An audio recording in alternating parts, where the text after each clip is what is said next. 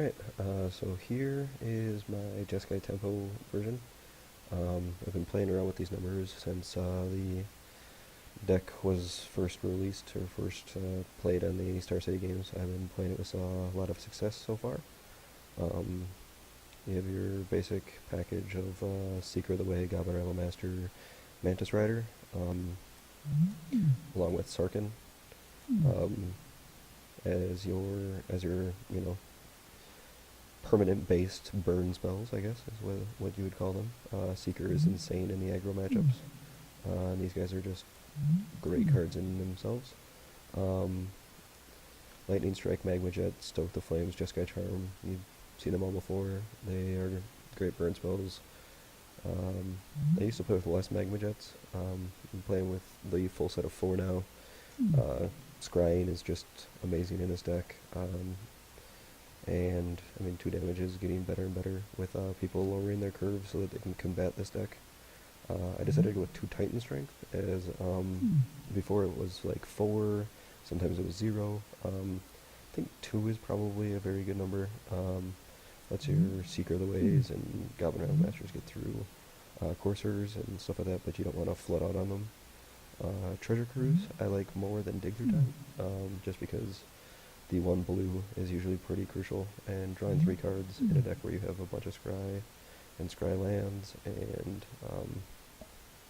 just burn spells, like usually having quantity more than quality is fine, I guess. Jace is kind of the floating spot. I've had it be Jessica Ascendancy, I've had it be Chandra, I've had it be another Sarkin. I like Jace as he's a unsummon that also is like another Scry card, and as long as you're drawing gas in this deck, it's usually pretty fine. Moving over to the sideboard, we have Erase, which is just like the green devotion decks are mostly enchantment based now, so this card's pretty good. Also, it's good against like what's it called, Banishing Light. I almost flirted with playing a couple of these in the main deck over like Jace and a Magma Jet. It's like that good right now.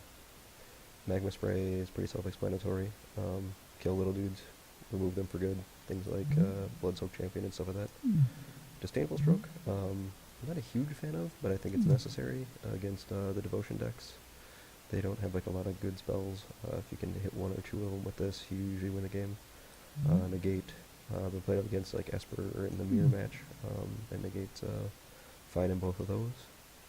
Deflecting Palm is another mono green devotion, or even the Mardu aggro decks are starting to play like Stormbreast Dragon, Sarkin, and Butcher of the Horde, and this just becomes a pretty big burn spell. Ride Down I've been testing, I've been liking it. I don't want more than 1, I don't think, but it's good against the Polukranos decks, just things that are going to get in your way. Hushwing Griff has been pretty good for me against like Doomwake Giant and Eidolon of Blossoms. If they're playing multiples of those types of cards, I bring in Hushwing Griff. So yeah, Ash Cloud Phoenix is a card that requires 2 removal spells, so it's pretty good against like the removal based decks, and it's also good against Stormbreath Dragon. And Keranos is good in the Attrition Wars, as he's just a great source of card draw.